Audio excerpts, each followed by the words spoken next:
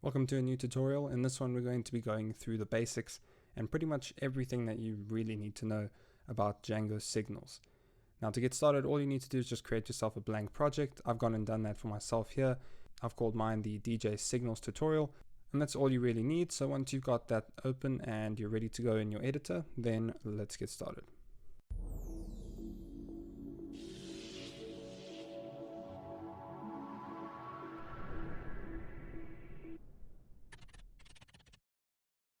Now, I remember when I was getting started with Django, I came across signals in my tutorials and I wasn't actually understanding it at all. And I can't remember exactly why that was. For some reason, it just seemed a lot more complicated than it really was. I kind of realized that the point of signals is actually really simple, and we've made it to be a lot more complicated than it actually is. And to sum it up, it really is what it says it is. It's just a signal that something needs to take place in some other part of your application. And I'm hoping in this tutorial to show you just how simple it is to use Django signals and some of the more popular use cases of where you can actually apply signals. Now basically, a signal allows a sender to notify a receiver that an action is taking place. So that's all that you really need to remember. You have a sender and you have a receiver. And it's basically the same thing as like React Redux actions and reducers. It's the same kind of concept as that. And so this is quite useful basically when you want to listen for specific events that you're interested in. So for example, if a user signs up on your website, you want to record when that event takes place, and when it does, you want to perform some kind of action. So an example of that would be maybe you have some kind of model that's related to your user, which could be like a profile model, and that model is specifically designed to have certain information stored on it. But now when your user signs up, they're not going to have to create a user and a profile themselves. What you'll do is just let them create the user, and then you'll listen for that event and then handle the creation of their profile based off of that signal. And that's a very popular case of using Django signals, and we're going to look at that in a second now.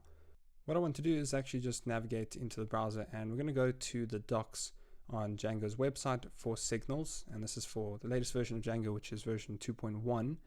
And basically what I want to show you is just how short this page is. If I scroll down, that's it. That's all there is that Django is providing you on signals, and there's a reason for that. It's just a very simple concept, and you don't want to overcomplicate this.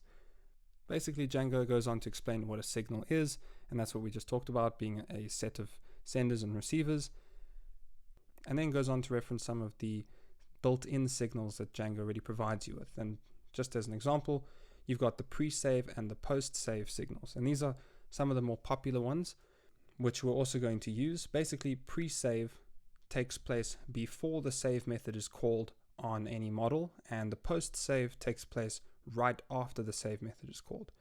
And so the post-save would be used in the instance of creating a user's profile right after they've signed up and created their own user account. But the main thing to take away here is the logic that's taking place. It's sent before or after a model's save method is called. So the signal is the save method. That's what this means. When the save method is executed, then it's a signal to call some kind of receiver. And the receiver will handle all that kind of logic, which will create the profile, link it to the user, etc. And there are a couple other ones here. I'm not going to go through all of them, but it's the same kind of concept. You've got pre-delete, post-delete. So this is basically taking place before or after the model's delete method or query sets delete method. It's the same kind of concept. It's basically just depending on what you actually want to listen for and what you want to do once that signal has been called. And so let's go back into the project here, and what I'm going to do is just open up a terminal, and we're going to create ourselves an app. Let's actually just see if we're in the right directory. So we're going to source, and I'm just going to say python manage.py, and we'll say start app, and just let's say posts, for example. And then we'll go into our settings and scroll down, and then just add posts to the app here, to the installed apps. There we go. And we'll just create some models to work with. So we'll just create a class, call it post, and just say models.model.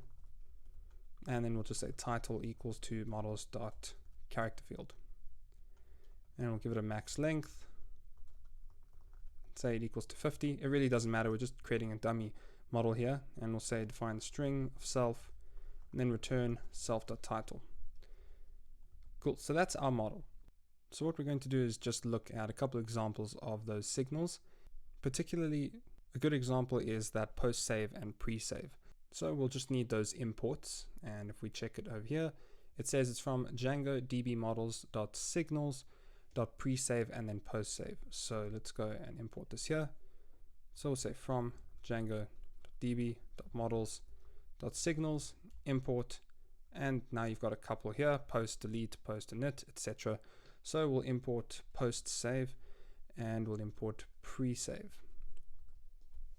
And so now let's go and create our signals here to actually handle what is going to take place when the save method is executed on the post. And we can refer back to the documentation here to see how this is done. Now, to actually handle the receiving part of the signal, we need to define a function. So we'll just say define save post. Now, the arguments that go into this receiving function, firstly is the sender. Now, the sender is simply just the model that's actually signaling this to take place. So in our case, if we want a signal to take place when the save method is executed on the post model, then the sender would be the post. So we pass in the sender as the first argument. Secondly, we pass in the instance.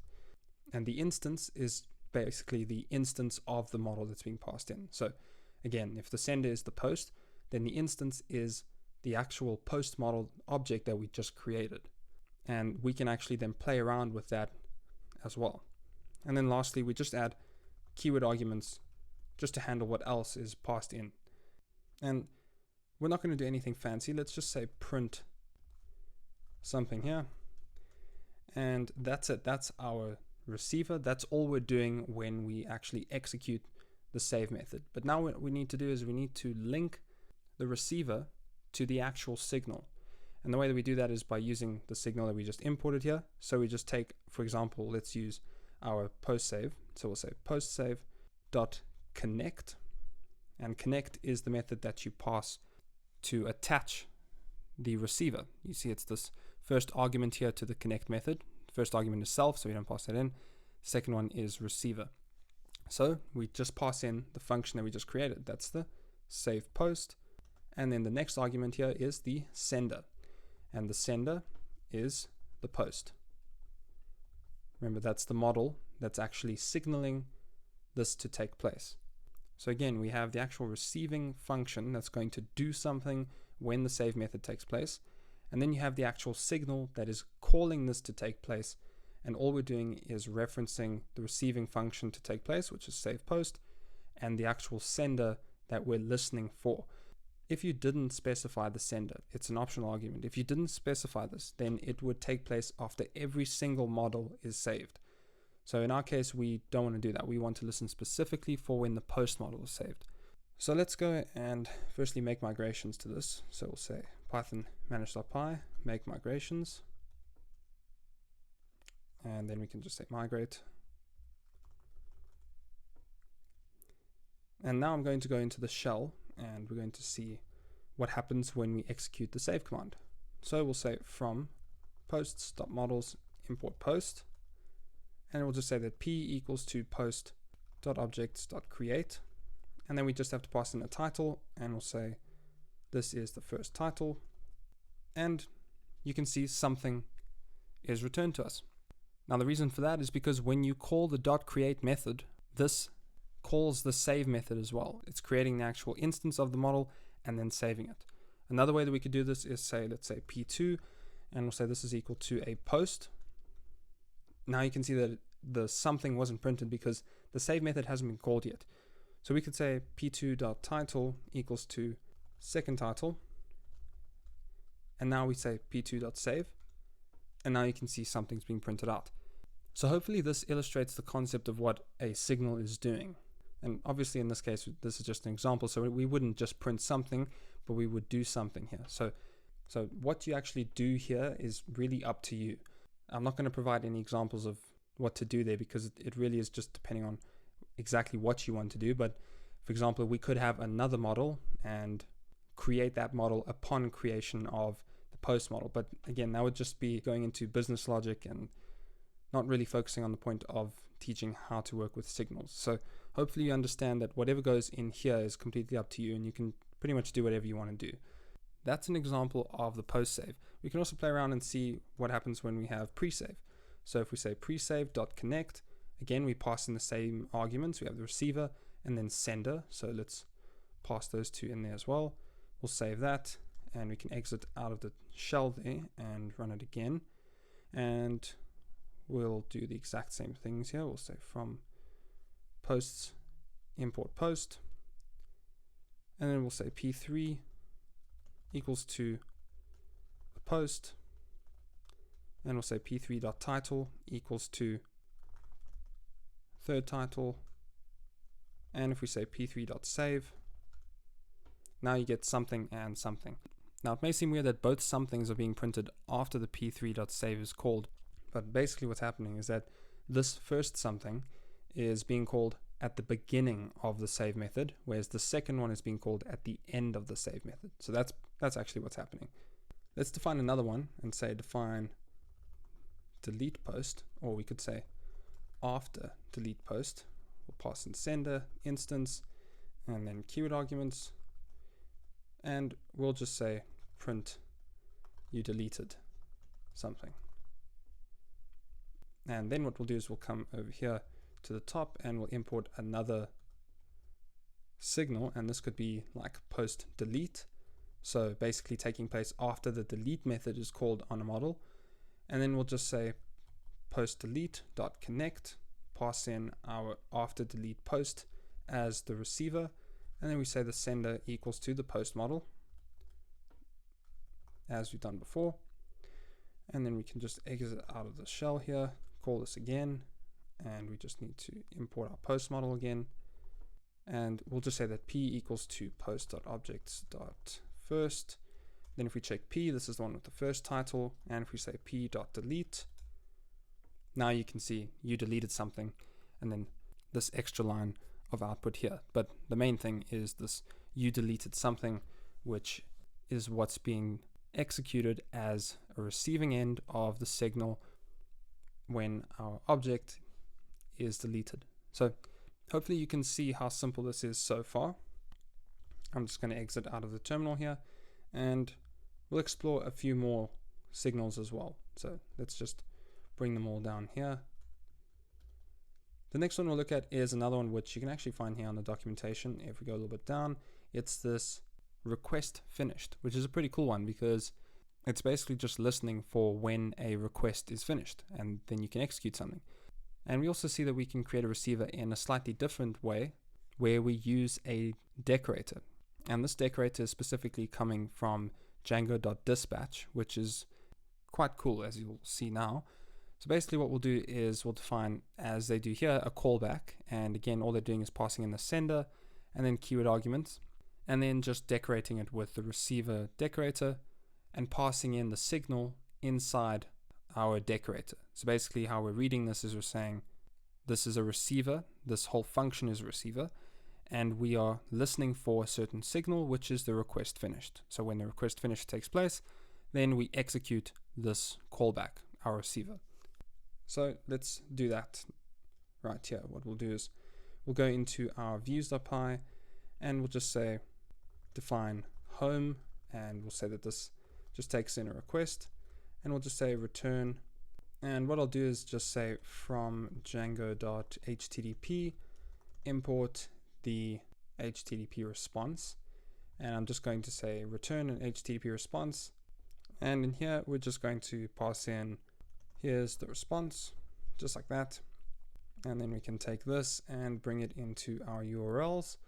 So we'll just say from posts.views import the home view, and then we'll just create a path here which goes to, let's just leave it empty, and then pass in home as the view, like that. And now let's run the server. So we'll say manage.py run server, and if we come in here, go to the local host, we get here's the response. And basically what we want to do now is just do something when this view is actually taking place. And in our case, we were looking at this request finished signal. So let's take a look at that. We'll import the request finished signal, and we'll just bring it in here. So from Django to core.signals, import request finished, and then same kind of thing here. We'll just actually copy everything right there. So the receiver and everything else. So from Django.dispatch, import receiver. Then we use the receiver decorator and pass in the signal that we're specifically looking for, which is the request finished. And we've just given it a name of my callback. We could call this whatever we want. So let's just call it post request receiver, something like that. And just print request finished as well. And now let's go back here to the terminal.